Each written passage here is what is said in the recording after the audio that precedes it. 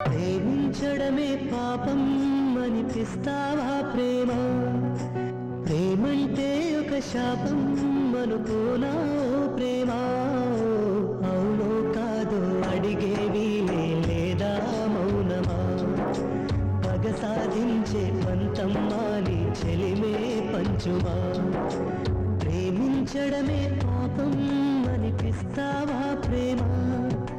ప్రేమంటే ఒక శాపం అనుకోనా ప్రేమ?